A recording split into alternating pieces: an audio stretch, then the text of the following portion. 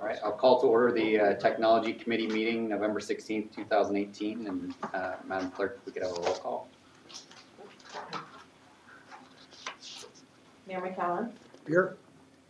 Supervisor Perez. Here. Councilmember Robinson. Here. Supervisor Solis. She stepped away. She'll be back. And Councilmember Buscaino's not arrived yet. Do we have a quorum? Okay. Great. Before we get started with item number 1, do we have any disclosures or recusals with this item? Not for item number 1. Great. Okay. Mr. Lopart.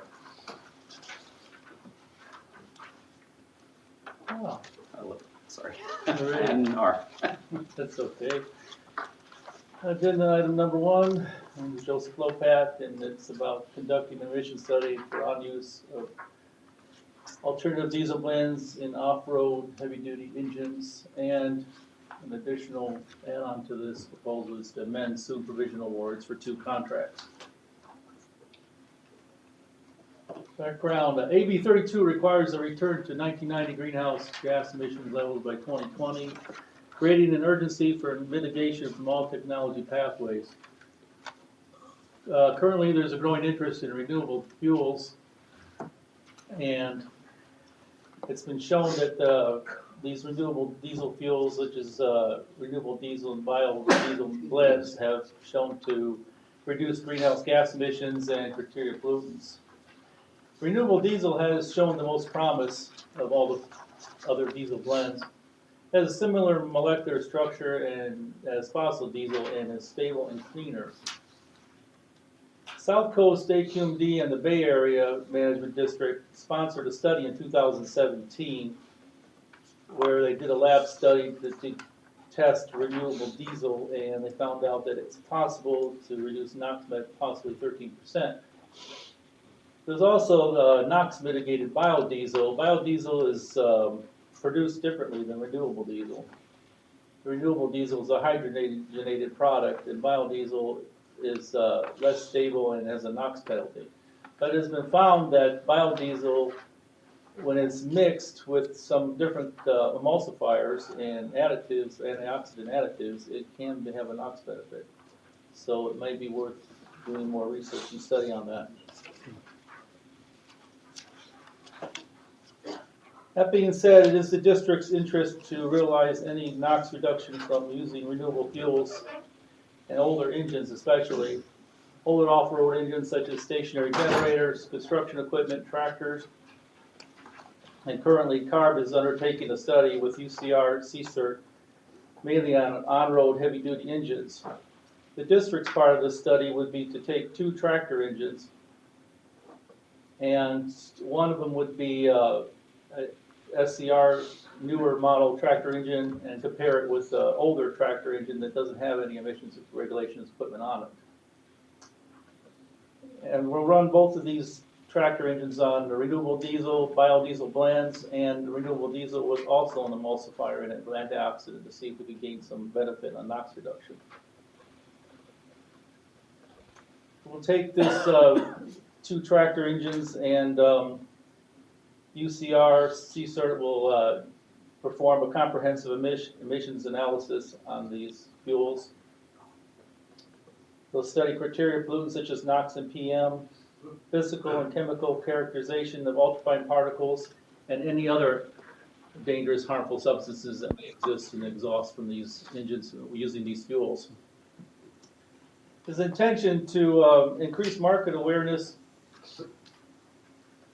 for these fuels, and CARB is intending to, this whole study is to maybe create a low emissions diesel standard for diesel fuels. The proposed funding, CARB has 69% of this project. The US EPA has 150,000. San Joaquin is contributing 10,000. South Coast is requesting 261,000 for a total project cost of 1.3 million. Additionally, amended to this project, we have the supervision awards that were awarded back in November 2017. And the board approved funding year 2016, 17 year 19 Carl Moyer program and supervision awards. Included in these awards were 2 projects for C5 equipment was one of them and PEAT equipment was the other. After the awards, they wished to change their scope of work and they wanted to change it from replacing their whole engine and equipment unit to just repowering that unit. And that way they'd retain the original unit. This would have a approved power plant in it that would be emissions qualified. And there would be no change to award amounts. The recommended actions: execute agreement with UCR CSERT to conduct an emissions and performance study to characterize tailpipe emissions using renewable diesel and NOx mitigated biodiesel in older off-road engines for $261,000 from the Clean Fuels Fund. And also to amend the 2 supervision awards to change the project types from engine machine replacements to repowering those 2 machines and with the correct engines.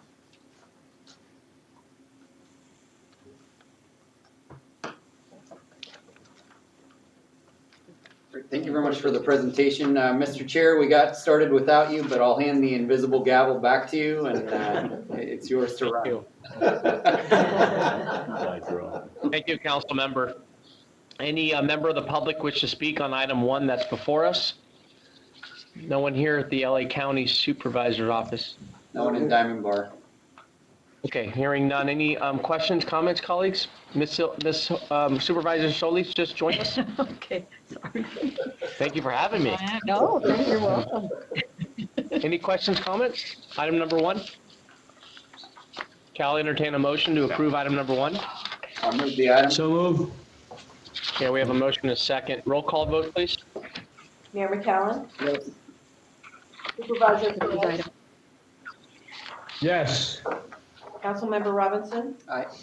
Supervisor Solis, Aye. Councilmember Buscaino, Aye. motion passes 5 ayes. Thank you. Okay, let's move on now to item number 2. Ms. Berry? Naveen Berry?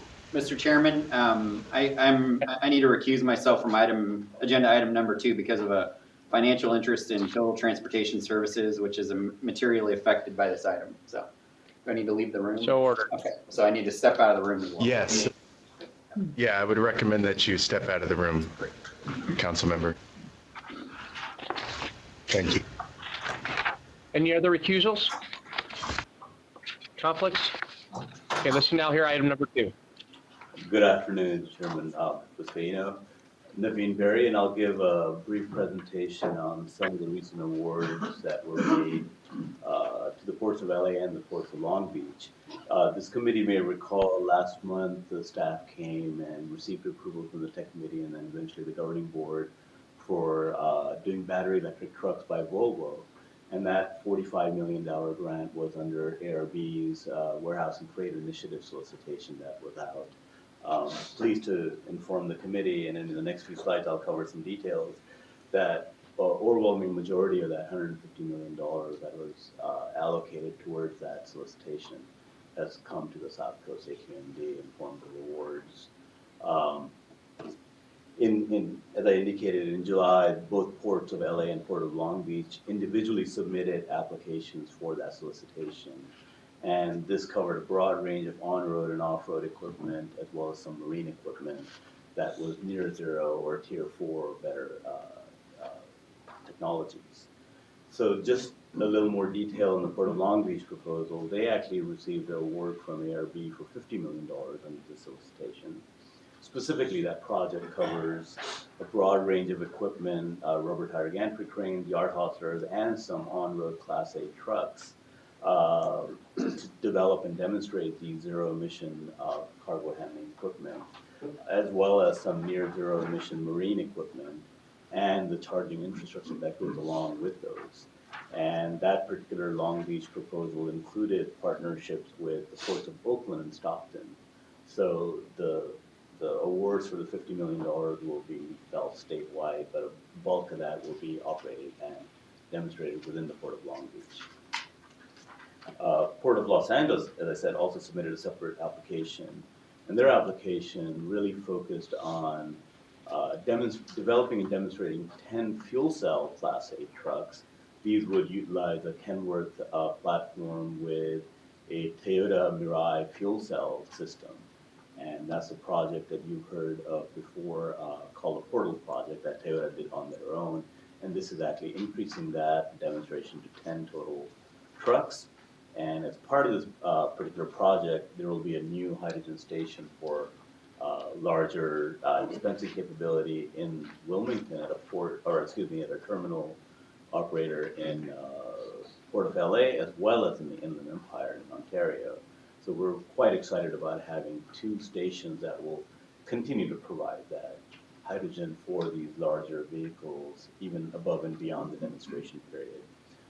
Just wanted to point out the photo on the bottom right is what we use today. There are temporary hydrogen refuelers, and it's a very expensive option. So we're quite excited about the larger scale hydrogen stations going in. The other exciting part about the 2 projects, one focuses on battery electric trucks, the other one focuses on hydrogen trucks. So it gives us a head-to-head comparison in terms of range, operating capabilities, and then what the strength of one over the other may be, or on the other hand, weaknesses may be. So we're very excited about that head-to-head comparison.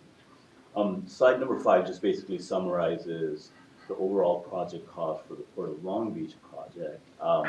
You can see the total project costs are a little bit more than $100 million. About half of that, or a little less than half, is from the ARB award, and then almost the other half is from Port of Long Beach and its partners, as listed out in the chart. The South Coast was requested to add about $500,000, or a little less than 0.5% of that total project cost. So I think this is going to go a long way towards getting a much better handle on what technology pathways may be feasible under the cleaner action plans that were force adopted. The Port of Los Angeles project is a little more than $82 million in total costs, with again about half from the Air Resources Board, and almost the other half from California Energy Commission and Toyota and other project partners. SCAQMD has been asked to add about $1 million, or a little more than 1% of that total project cost. So staff is requesting approval to proceed to the governing board from this committee and get into agreements with Port of Long Beach for $500,000, Port of Los Angeles for $1 million towards these large projects. And if I can answer any questions.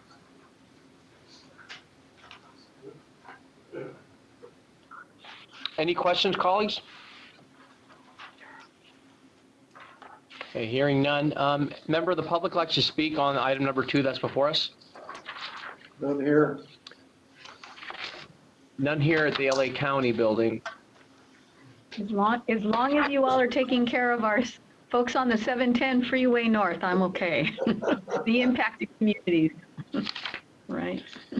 Right, I appreciate the effort being made to focus on the disadvantaged, impacted communities on this item before us, especially coming from the ports of LA and Long Beach, 710 corridor.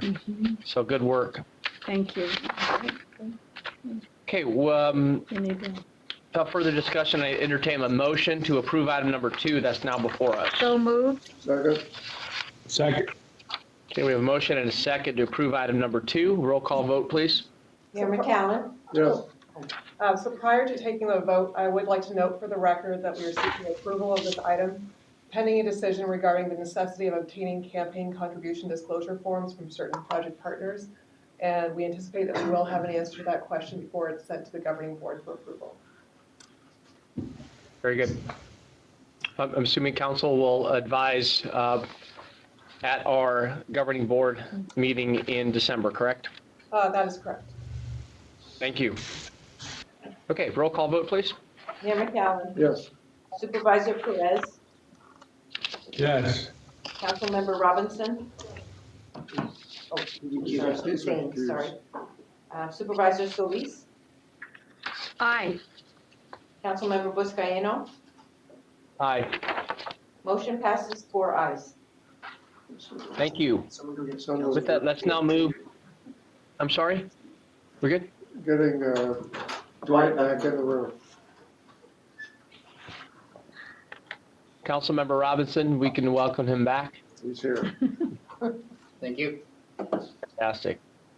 Okay, item number 3 is a presentation item. No action is necessary, so we'll now move to Andrea Polidori for item number 3 that's now before us. Good morning, everyone. So today, the presentation is about the use of commercial drones, also known as unmanned aerial vehicles, for air monitoring applications. So some background, lately drones have received a lot of attention, mainly because they are cheaper and safer to operate than manned aircraft. And they can be used for a wide variety of applications, including environmental monitoring. And just to give you an idea of how much money is going into this technology, in 2018, the market share is about 5 billion, but it's projected to increase to about 20 million by 2020. So there's a lot of money, a lot of effort that is being poured into this type of technology. And from our point of view, we are very much interested in learning more about UAVs, mostly because they can be integrated with available low-cost sensors or with different other types of monitoring technologies, including optical remote sensing, to conduct measurements at refineries or other facilities, other industrial facility, to characterize the emissions. So in terms of the main characteristics of drones, broadly they are characterized by type, by the way that they basically take off and land, and the rotary wing or fixed wing.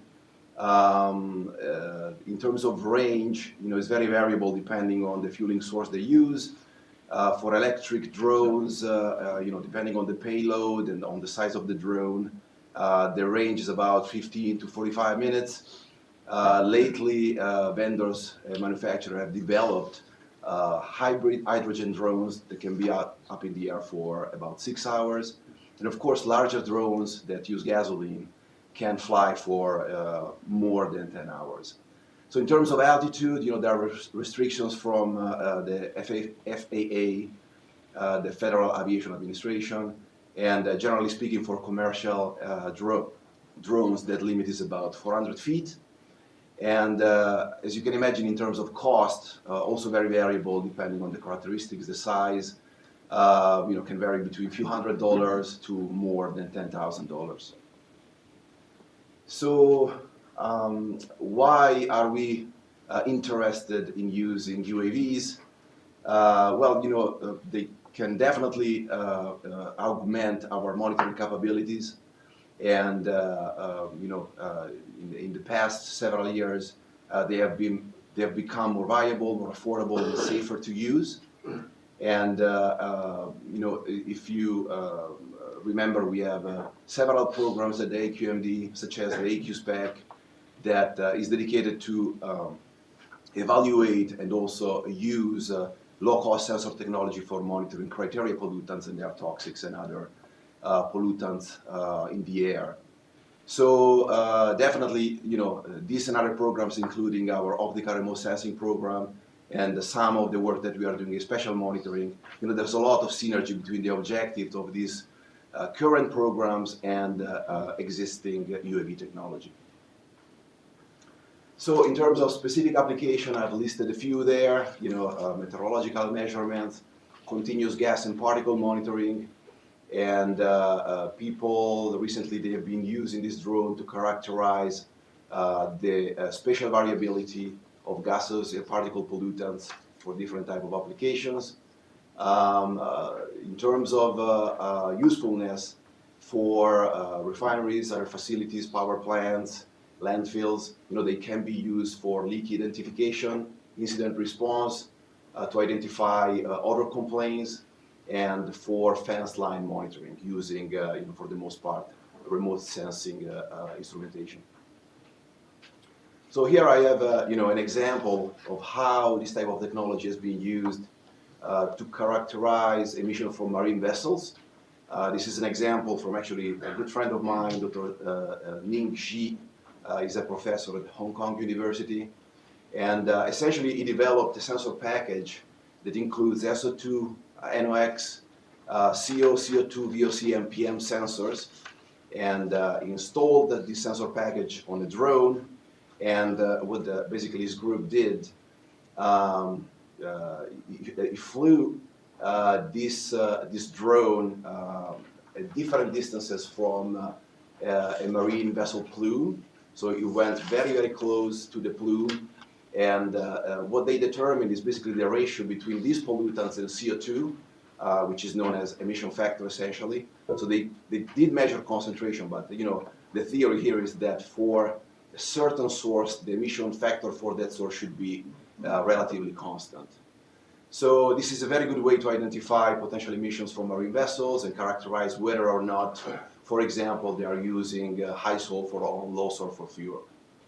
There are, of course, limitations to this technology, one being the accuracy of the low-cost sensors being used, but also the meteorological condition can impact some of these measurements.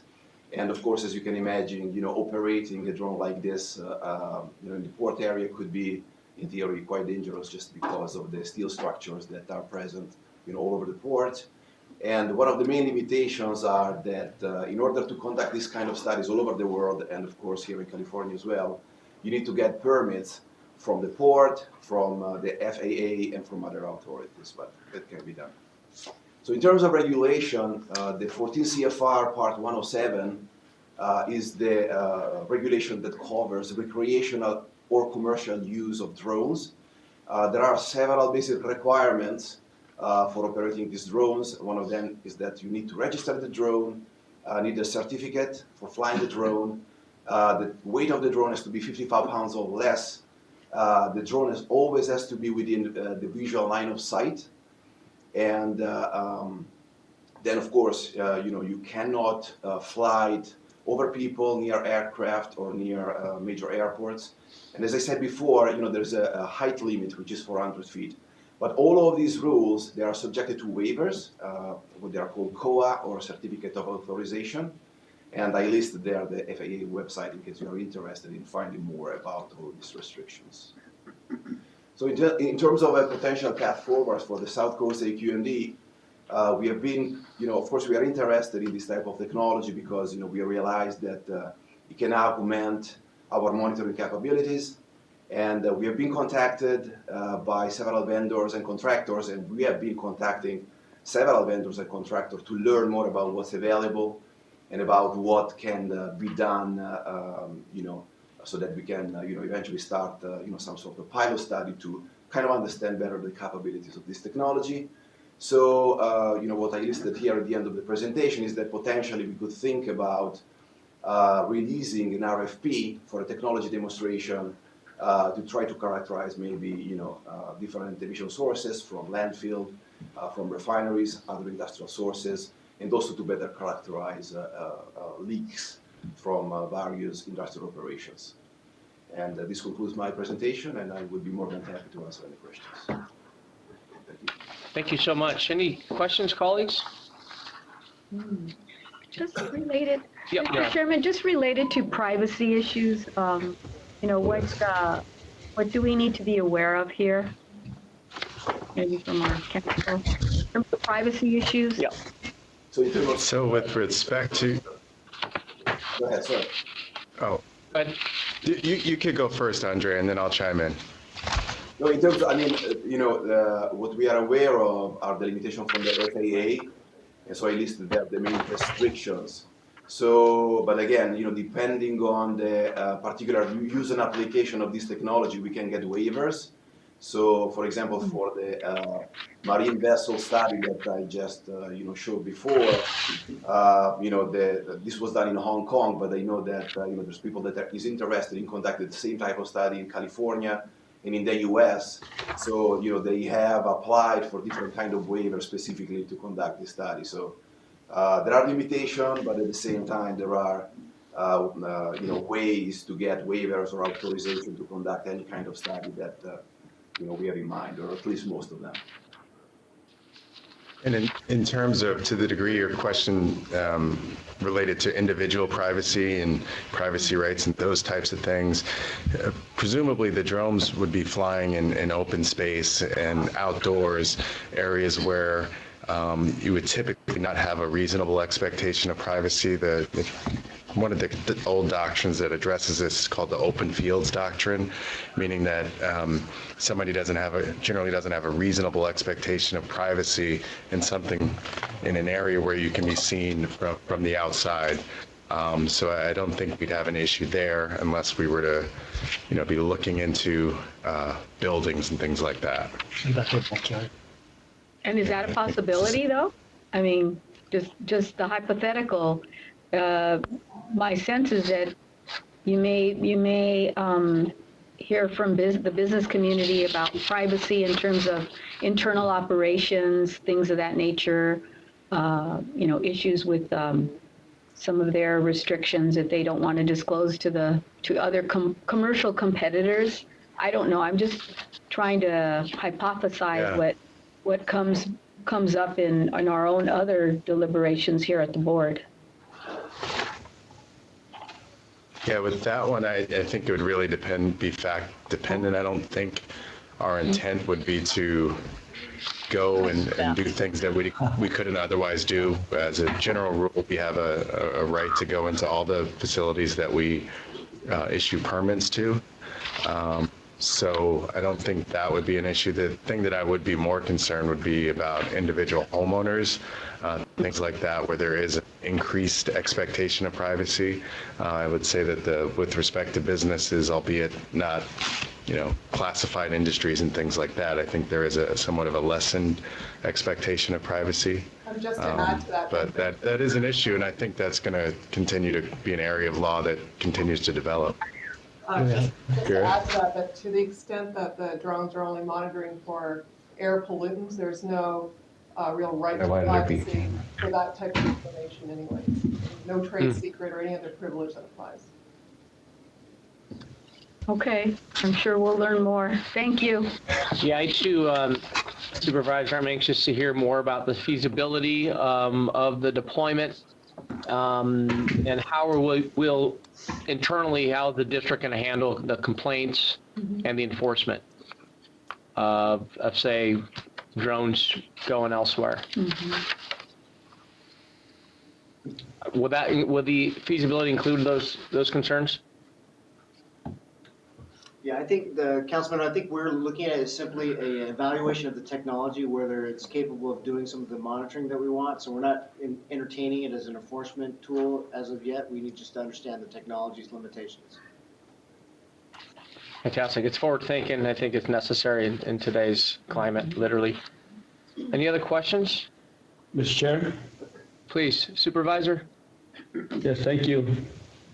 I was just wondering, how long would it have to be up in the air, for example, to get a good reading or a good measurement to identify, the pollution from whatever it may be, a refinery, or for that matter, for example, the Salton Sea? Do we have an idea? So yeah, it depends from the source to be characterized. For the ship plume, they only have about 20 to 25 minutes because it takes 5 minutes to reach the boat, maybe 10 to 15 minutes to take the measurements and then come back before I basically run out of batteries. But for other application, in the Salton Sea, I think that I can envision a scenario where you can fly around for maybe 30 minutes, come back, replace the battery, fly some more to characterize maybe another part of the Salton Sea. I think it takes these sensors takes instantaneous measurements, so we are able to get at the very least minute measurements. So it would take several data points within the lifetime of the battery. All right, just was thinking about that. Obviously, you have ideas here that I can appreciate, the refineries and the marine vessels and all that good stuff, but let's not forget the Salton Sea. That's going to be important if we move forward with this type of technology. I support it. I appreciate it. Just wanted to just bring that up. Supervisor Solis and I were just talking about, in a way, we're blessed to serve on these types of committees in this district because we need to respectfully advocate for our districts and the people we represent. So I support that, Supervisor, and I think we all should embrace these types of technologies, but also remind staff, the people that we represent in these impacted areas. So Thank you, Mr. Chair. Thank you. Good. I know this is a presentation. Any other comments? I just wanted to comment, I would assume that we're gonna go with electric, because the other options may even pollute the environment we're trying to measure, right?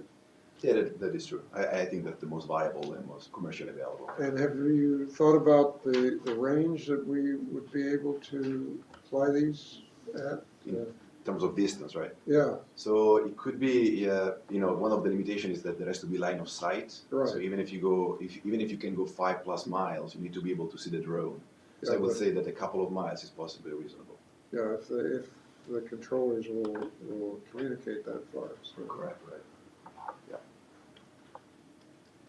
Just Council member? Mr. Chair, so I also think looking at geofencing would be an important part as well. I don't know if the port's looking at that, but as you were talking about flying around steel structures, refineries, things like that, I know that there are ways of being able to control where those drones can go. They just basically run right into a wall, and that might be a way of alleviating some of those concerns. So just looking at what's out there, and as we're talking with facilities that we're potentially going to test these at, seeing if they have something like that in place, so that we don't end up causing some problems at the beginning that kind of stymie our ability to move forward. But I think this is a great forward-looking approach to how we potentially sample and down the road monitor and maybe even enforcement.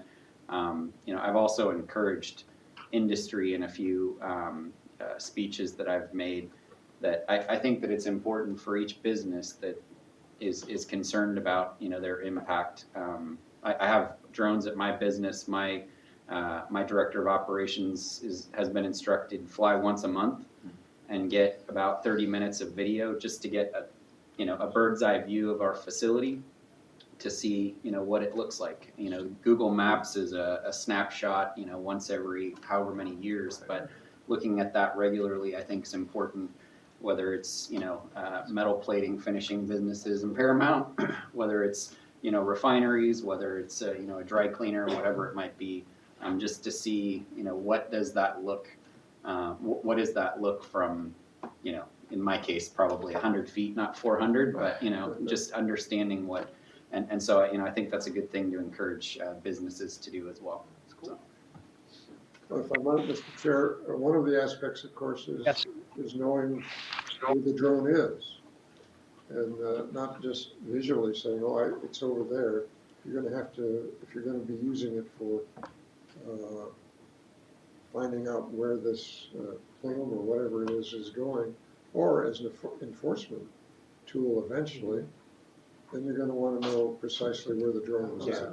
So That's a very good point. So at the beginning, you can put coordinates to automatically fly, from point A to B and come back, so that you know where it is at any point in time.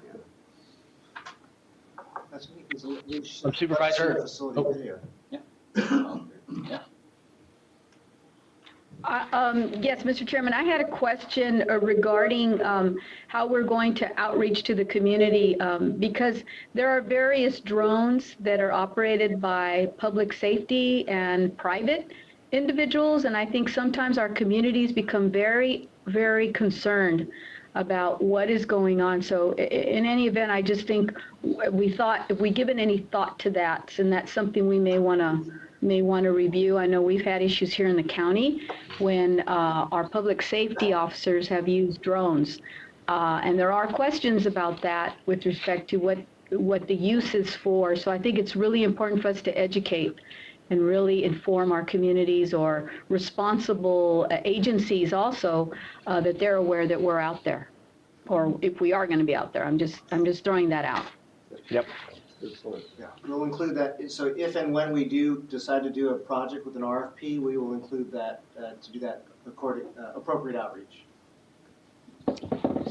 And forgive me if I missed this, Matt, what's the timeline on, what can we expect something in return from this item?